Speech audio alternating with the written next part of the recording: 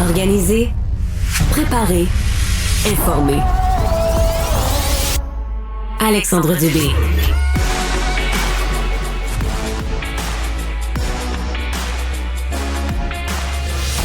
J'en reviens toujours pas de cette histoire-là. C'est à la une du journal ce matin, une histoire signée par Félix Séguin et Élissa Cloutier, OK? On est dans la région de Québec, une dame, Christiane Tremblay, qui est atteinte d'Alzheimer depuis plusieurs années, OK? Reçoit un diagnostic en 2012 d'Alzheimer. Elle a 76 ans aujourd'hui. Elle se désorganise dans une résidence pour personnes aînées, s'en prend physiquement à d'autres personnes qui habitent cette résidence-là. Les policiers sont contactés, ça se passe le 27 juin dernier. Et là, je vous rappelle, une aînée, 76 ans, atteinte d'Alzheimer. Les policiers débarquent et visiblement ne sont pas informés de son état. Puis ça, c'est un des problèmes dans cette séquence des événements-là. La menottent, l'arrêtent, l'amènent au poste, passe la nuit au poste, le lendemain, comparaît par visioconférence, elle est accusée maintenant. Mais là, je vous rappelle, là, elle est atteinte d'Alzheimer. Elle est même sous mandat d'inaptitude depuis novembre 2023. Alors, ça vous donne une idée un peu de la gravité de la situation. Et toujours selon cet article du journal, on comprend qu'elle était dans une résidence de catégorie 3, donc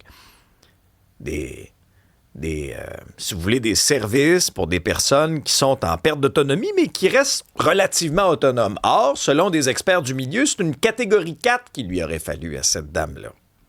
Ça soulève énormément de questions, oui, sur le plan juridique, mais aussi sur le plan de la compréhension de la démence, mais aussi des services qui doivent être offerts. Alors, on a deux experts à vous proposer aujourd'hui. Le premier, Maître François-David Bernier, avocat et analyste judiciaire. Bonjour, Maître Bernier. Bonjour. Et comment ça se fait, Maître Bernier, que ce dossier-là se retrouve devant les tribunaux?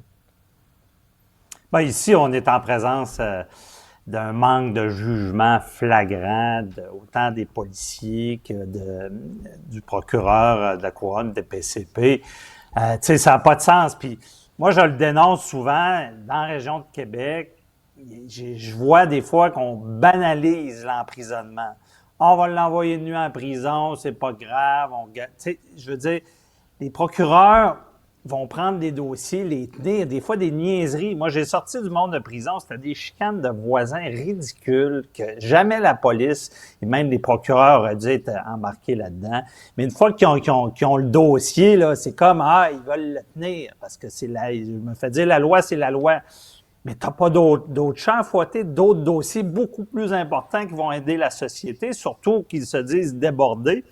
Et là, on est dans cette manière d'agir, on est dans le comble, là.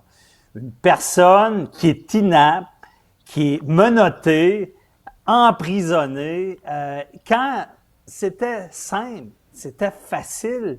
Il y a une résidence, la résidence avait le droit de donner l'information médicale pour que cette personne-là aille dans une unité de soins psychiatriques et qu'on ne passe pas par la voie judiciaire. Je vais vous dire des cas dans les RPA, dans les CHSLD, où est-ce qu'il y a des gens en démence avec des Alzheimer avancés, où est-ce qu'il y a une certaine violence. Ça arrive fréquemment, mais c'est aux instituts à gérer ça parce que les tribunaux seraient pleins de voies de fait puis d'agressions armées. Bien, c'est ça. Alors, Maître Bernier, premier problème, divulgation de l'information. Deuxième problème de ce que je vois, puis quand je me fie à la réaction de la police de Québec, on dit on n'a pas été avisé de l'état de santé de Mme Tremblay au moment de l'information. Va t'informer. Non, mais est-ce que t'es au centre. Ben oui, c'est ridicule de pose dire des questions, ça, je le comprends pas. D'ailleurs, Maître Bernier, ça va faire l'objet de notre tribune téléphonique. Donc, aîné de 76 ans,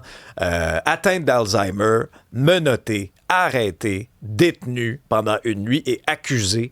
Quelle est votre réaction, Isabelle? 1-87 Cube Radio pour nous rejoindre par texto, par téléphone. 1-877-827-2346. Ça fait déjà énormément réagir. Il y en a même qui se demandent est-ce que la famille de cette dame pourrait poursuivre la police de la Ville de Québec? Maître Bernier? Oui. Surtout la police. La police, elle, ne doit pas commettre de faute. Et je crois clairement là, que de ne pas s'informer de la situation de madame, de comprendre qu'elle est inapte, au final, au criminel, elle n'a pas la mens rea, l'intention. On ne peut pas l'accuser. Donc, oui, il y a une faute. Poursuivre le procureur de la Couronne, ça, c'est une autre chose. C'est arrivé une fois au Québec, c'est Benoît Proulx, et c'est beaucoup plus difficile parce qu'ils ont une immunité. Mais par contre, là, on va loin là-dedans. Là, de ne pas s'informer sur sa condition médicale, moi, d'après moi, c'est clairement une faute qui peut arriver à mener à une poursuite. Se joint maintenant à la discussion Sylvie Grenier, qui est directrice générale de la Fédération québécoise des sociétés d'Alzheimer. Bonjour, Madame Grenier. Bonjour. Ça a été quoi votre réaction quand vous avez pris connaissance de cette histoire-là? Assez déconcertant. Je vous avoue qu'on aurait voulu faire des blagues ou quoi que ce soit. On n'aurait pas pu inventer mieux que ça. Je trouve ça d'une grande, d'abord très déconcertant et d'une grande tristesse aussi. Parce que, bon, on peut parler de loi et tout ça, mais là, il y a des gens qui l'ont vécu, ça. Il y a des gens qui étaient en détresse à ce niveau-là et on n'est pas intervenu à ce niveau-là. On est intervenu au niveau de la loi, au niveau d'emprisonner une personne qui n'était pas du tout apte à comprendre ce qui se passait, même pas dans son environnement immédiat, si elle avait cette attitude-là. Pour moi, c'est questionnant par rapport aussi, et là, je vous dis de façon de claire, je ne connais pas du tout cette résidence-là, mais pour moi, ça relève aussi de la capacité justement à héberger des personnes qui vivent avec la maladie d'Alzheimer. Je pense à la famille de cette personne-là aussi qui doit être complètement bouleversée présentement. Est-ce qu'on est apte à intervenir ou encore à héberger des gens qui ont une maladie d'Alzheimer qui est assez avancée, effectivement? Puis, comment est-ce qu'on est outillé pour accueillir ces gens-là dans les résidences et intervenir? Et là, je vous parle des intervenants, des préposés, mais je parle aussi au niveau de la police, de dire peut-être qu'on n'avait pas le diagnostic, mais il me semble pour moi assez évident, par contre, qu'on peut voir des symptômes quand on arrive au niveau de la personne et de comprendre quel type d'intervention il faut avoir. Mais l'emprisonnement, ça me secoue beaucoup.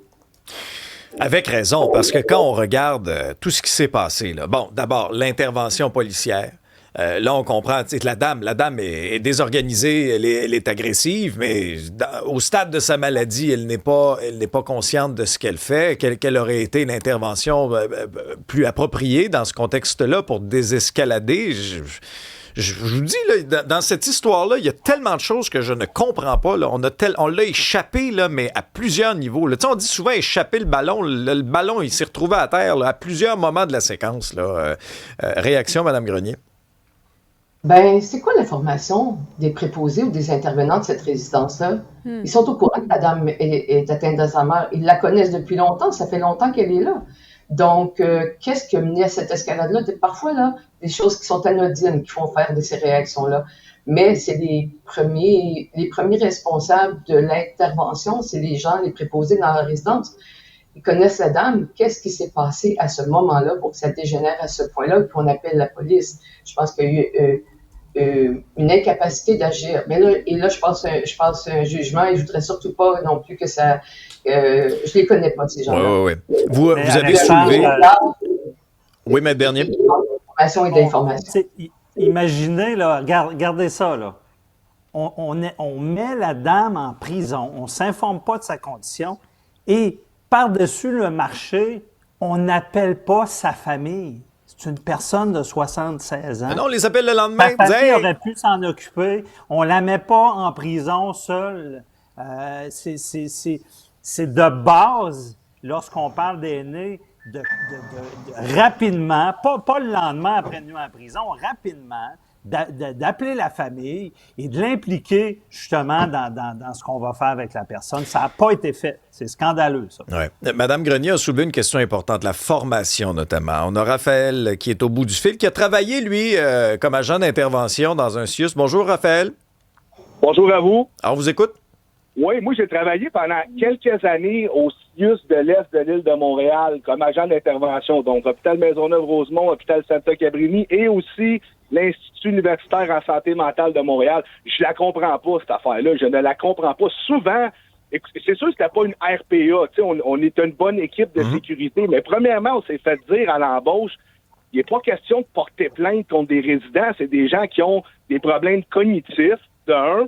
De deux, la police, là, je vais dire comme Maître Bernier, là, c'est des gens ça, qui ont une formation collégiale. Je veux dire, ils n'ont pas de jugement quoi, d'avoir passé les menottes à cette personne-là. Je vais dire comme vous, la balle a été échappée sur absolument toute la ligne. Je suis vraiment, je comprends pas. Une théorie, j'ai parlé de ça avec un ancien collègue ce matin parce que j'ai entendu en parler plus tôt. Une théorie qui m'a dit, c'est peut-être que, écoutez, c'est une théorie. Ils sont écœurés de l'avoir là, puis pour que les processus accélèrent pour qu'elle soit justement dans une résidence de niveau 4, ben là, on va la faire arrêter, puis c'est ça qui m'a dit que ça serait peut-être ça, mais encore là, c'est pas correct d'agir de pareil ça. C'est ça, c'est grave. Là. Merci, qui demande quand même, est-ce qu'il n'y a pas des cellules de crise d'habitude, il n'y a pas des ordonnances ou quelque chose, un protocole justement pour agir habituellement dans une résidence? Madame Grenier? Je ne pense pas qu'il y ait ce type d'intervention-là dans les résidences privées ou même publiques, parce qu'en fait, on gère les crises avec les personnes et je me mets aussi à la place de la personne qui vit avec la maladie, qui se fait en plus enfermer dans une chambre. Je pense c'est pas une solution dans ce contexte-là. C'est de l'intervention appropriée qui s'apprend. Et de la formation pour le personnel, mais je dirais aussi pour les premiers répondants, ici c'est des policiers, mais il faut aussi former ces gens-là, comment on intervient. On le fait au niveau des sociétés régionales et de la formation en résidence pour aînés, autant dans les petites résidences que dans les grandes, mais aussi au niveau des premiers répondants, parce que c'est pas évident non plus, là, on parle, mais je me mets à la place du premier répondant qui est là, de comprendre comment agir avec une personne qui a des réactions qui peuvent nous paraître un petit peu déconcertantes. Mais il faut lui dire. On ne sait pas. Il faut lui dire qu'elle a... je vous donne un exemple, l'alerte Amber. Quand il y a une alerte Amber, c'est une personne aînée qui a disparu, qu'on recherche. Donc, et on intervient rapidement, souvent avec les corps policiers ou la Société Alzheimer régionale, pour dire, d'accord, qu'est-ce que ça prend ici? C'est une personne qui est atteinte de neurocognitif. Comment intervenir aussi? Parce que sa réaction ne sera pas la même qu'un aîné ou qu'une personne qui s'est perdue. Donc, ça change le donne dans l'intervention. Maître Bernier. À la question, on a laissé le jugement à l'extérieur. Là. On parle de protocole, moi je crois même pas un protocole là-dedans. C'est de la base, de s'informer de la condition d'une dame qui est de 76 ans, d'aviser la famille et évidemment de ne pas porter des accusations parce que en plus, on est devant le juge, puis tu sais, je suis pas fier de ça non plus, là. Il y a un juge qui est informé que madame est inapte. Et le juge aurait dû se fâcher et dire « Hey, ça suffit, là. On arrête ça là, là. » Pourquoi il n'a pas fait ça? On ne remet pas à une autre date, là. Parce que souvent, tu sais, il envoie beaucoup, puis il envoie. À un moment donné, tu te dis « Coudon, ils sont-ils désensibilisés? » Le juge a ce pouvoir-là, puis il ne l'utilise pas tout le temps. Puis ça, c'est quand, en tant que juriste, quand je vois ça, je trouve ça dommageable. Il faut agir, c'est pas vrai, il ne faut pas le laisser faire ça. Des accusations, c'est sérieux, ça sert à quelque chose, mais certainement pas dans ce genre de dossier-là. Là. Simon est au bout du fil. Bonjour, Simon. Bonjour à tous. Alors moi, ça fait 15 ans que je travaille à l'urgence à Maisonneuve et ce que mon ancien collègue a dit, c'est vrai. On reçoit à l'occasion des personnes âgées qui sont très agressives, qui sont emmenées par la police, mais en accompagnement des paramédics. Et là, dans le fond, on leur fait voir une équipe psychogériatrique, là, travail social. Puis on ajoute la médication, la famille est impliquée. Mais j'ai jamais vu ça, l'histoire que vous dites, ça me fait mal au cœur. Normalement, la procédure, c'est quand il est trop agressif, il appelle la police, les ambulanciers, puis il l'envoie à l'urgence. Puis là, il est vu par un gériatre, un travail social pour changer de milieu, et puis la médication, elle est ajustée. C'est la première fois de ma vie que j'entends un affaire de même. Mais est-ce que vous dites, quand vous dites que vous travaillez à Maisonneuve, est-ce que vous dites quand il y a des policiers impliqués, ça fait avancer le dossier plus vite de ces personnes-là? Non, c'est parce que les ambulanciers n'ont pas le droit de transporter tout seuls des patients agités, donc ils n'ont pas le choix, des fois, d'envoyer une équipe de patrouilleurs. Exactement. L'aide de la police peut être nécessaire, c'est pas ça qu'on reproche. Non. Exact. Très intéressant comme témoignage, Simon. Merci beaucoup. Mais c'est ça, Maître Bernier, c'est parce que dans toute cette chaîne d'événements-là, là, tu te dis comment ça se fait que la résidence n'a pas informé de l'état de la dame? Comment ça se fait que les policiers n'ont pas posé des questions? Comment ça se fait qu'elle a passé la nuit derrière les barreaux? Comment ça se fait qu'on n'a pas appelé sa famille? Comment ça se fait qu'après ça, quand c'était devant le juge n'a pas dit « Wow, minute, là, hey, elle est sous mandat d'inaptitude. » Là, ça va s'arrêter où, ça, là? On va l'emprisonner, cette pauvre madame-là? C'est quoi, là? Non, mais c'est ça. Ça va aller au tribunal administratif. On va demander qu'elle soit non criminellement responsable. Mais on va la balloter dans le système, une personne malade qui ne devrait pas être là, qu'on devrait gérer bien d'autres dossiers plus graves. C'est ça qui va arriver.